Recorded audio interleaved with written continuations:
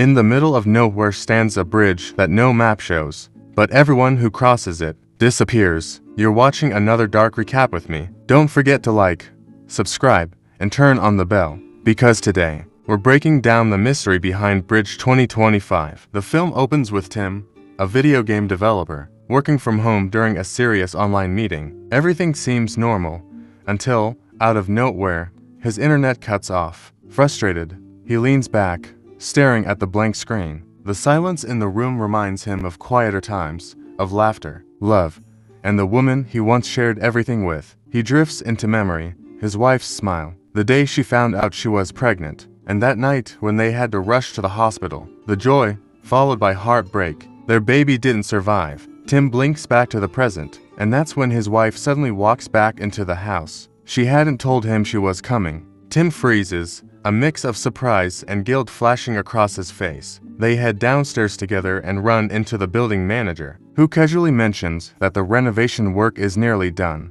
Soon the protective covers around the building will be removed. A helicopter roars past overhead. The manager says there's been a huge fire at the nearby port. Tim and his wife move on. She shows him her old car freshly repaired, and insists they take it for a spin. They sit inside, share pizza, and for a moment, it feels like old times again. She turns to him and says softly, "Let's go to Paris.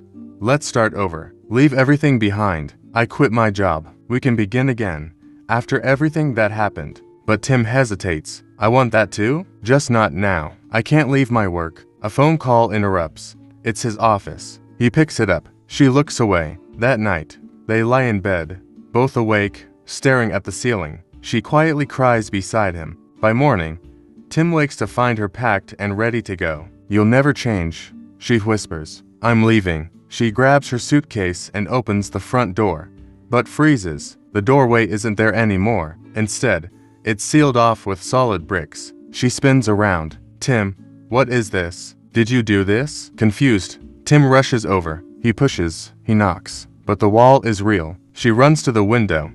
Same thing. Every exit, every window, every escape route, blocked by those same impossible bricks. She grabs a hammer, trying to smash through. Nothing happens. Tim joins in, but the bricks don't even crack. Her phone has no signal. The Wi-Fi is dead. They try moving from room to room. Everywhere, the same solid walls. Tim notices something strange. Whenever he brings his phone close to the bricks, the screen flickers with static, as if the walls are interfering with it. His wife takes out a drill and attacks the wall with everything she's got. Still useless. The drill bit breaks, not a single scratch. Then, a scream. A voice from the next apartment. Tim and his wife make a hole through the wall and spot a terrified couple on the other side. The man says, "We just rented this place for one night, but now we can't get out. Our windows are sealed too?" The two couples talk through the wall, all of them trapped, confused, afraid. Tim's wife asks, "Did you notice anything strange last night?" The man shakes his head. "No, we went to sleep. When we woke up, this happened." Fear spreads like wildfire. Tim checks the sink.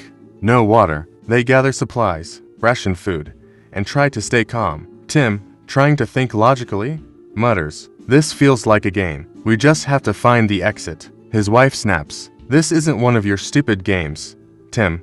This is real life." Angry and defeated, Tim throws his phone against the wall, and that's when he notices something. A small piece of the broken phone, a microchip, is stuck to the brick. He tests it again.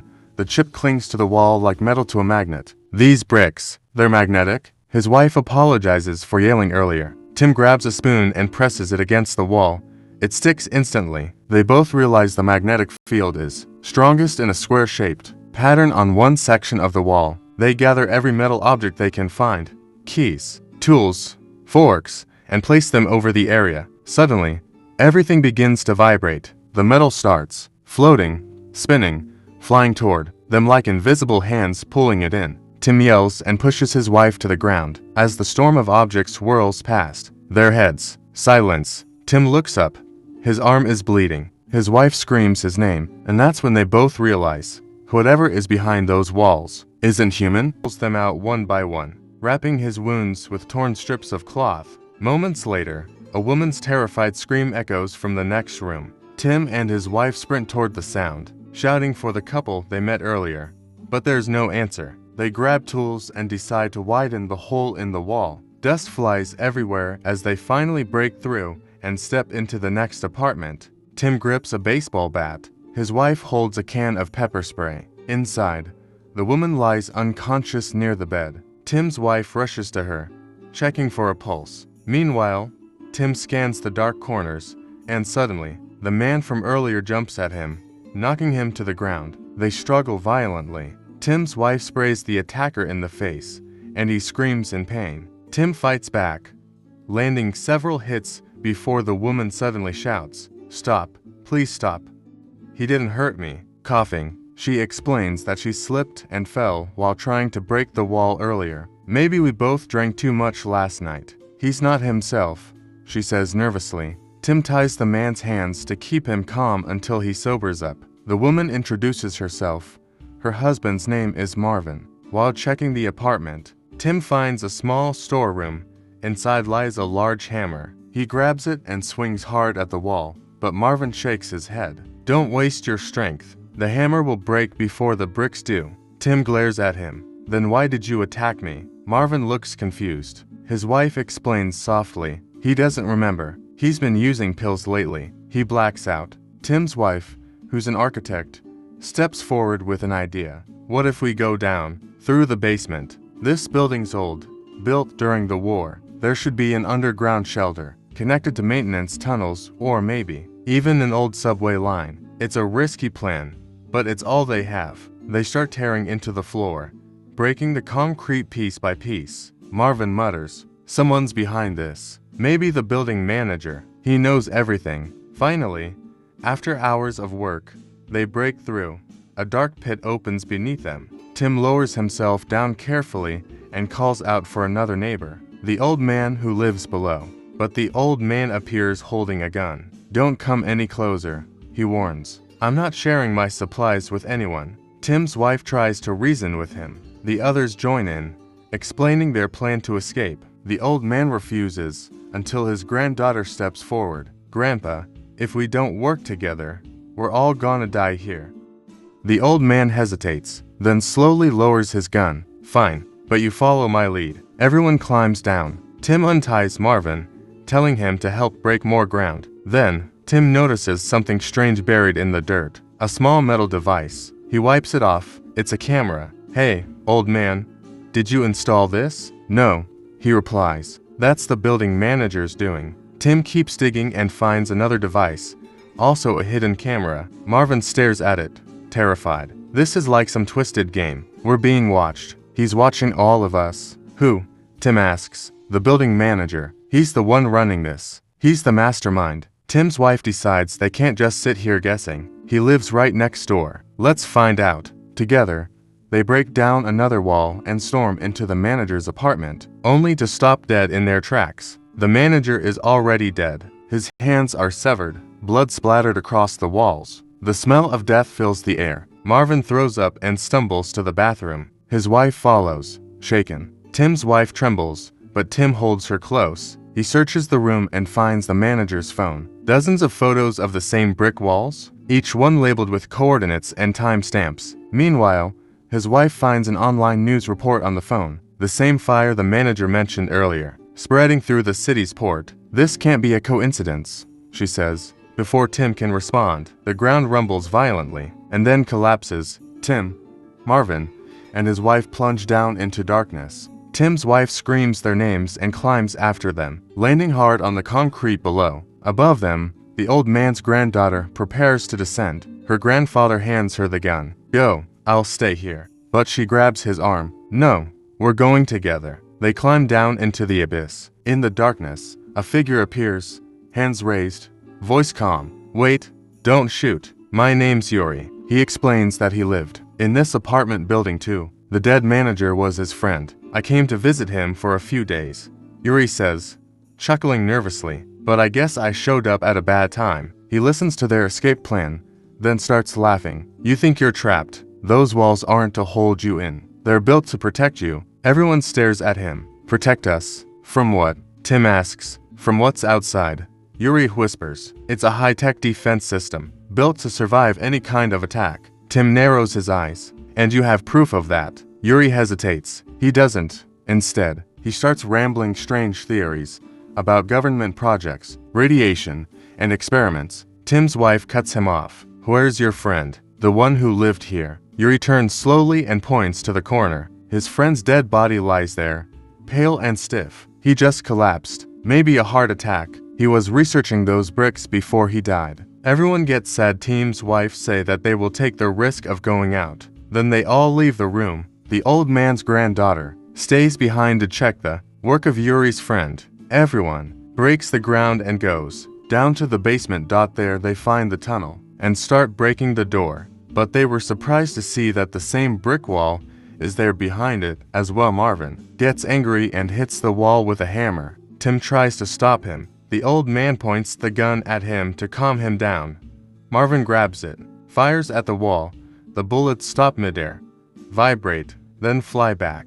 Everyone ducks, but the old man is hit and dies in his granddaughter's arms. Later, everyone sits in silence. Marvin's wife asks if everyone has something painful in their past. One by one, they reveal their traumas: cancer, guilt, loss, and death. Tim's wife reveals she lost their baby, which causes a fight between them. To distract themselves, they investigate the building manager's office and Yuri's dead friend's work. Tim finds a hidden room. Marvin discovers a locked remote. Using fingerprint clues, they unlock it and uncover evidence. Yuri's friend was working on nanotech defense systems. They realize the expanding wall is part of an advanced containment system. The granddaughter checks Yuri's friend's body and finds strangulation marks. He didn't die naturally. Footage shows Yuri's friend opening the wall before dying. When they confront Yuri, he's burning his friend's work. Then shocking footage plays. Yuri himself strangled his friend. Marvin runs to stop him, but finds the old man's granddaughter dead too. Yuri attacks Marvin and Tim, trying to kill them both. But Marvin fights back, saving Tim's life. They knock Yuri out and tie him to a chair, realizing he knows something about the wall. But now, surrounded by death, betrayal, and fear, they're left wondering if anyone will make it out alive. Everyone mourns the death of the old man's granddaughter. Marvin's wife suspects Yuri killed his friend because he had discovered a way out. She studies the burnt paper and realizes the code is part of a sequence, just like the pattern of bricks in the mysterious wall.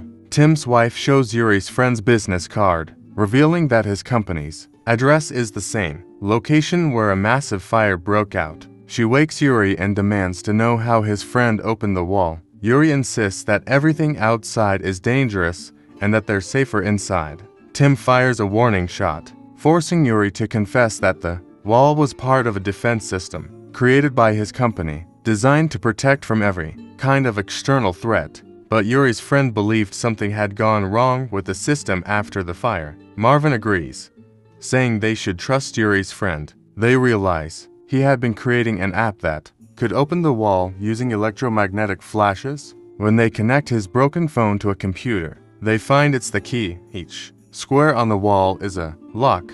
They run the app and keep clicking in a random order, due to which the phone's flash starts turning on, and the wall also starts changing as if there is a way. Marvin's wife puts her hand inside the wall and says that I am feeling heat. Then she says in panic that now my hand is not able to come out and something is pulling me. They pull her, but Marvin's wife starts going inside the wall. Then the wall closed and only half of Marvin's wife's body fell down with them. Marvin, broken by grief, loses control. Yuri starts laughing, and in rage, Marvin shoots him before turning the gun on himself. Now only Tim and his wife remain, devastated but determined. They confess their pain, the loss of their child, the distance between them, and finally reconcile. Together, they decide to escape. They use the app again, following the flash patterns. But suddenly, Yuri, still alive, attacks Tim. He then goes after Tim's wife, who falls into the basement.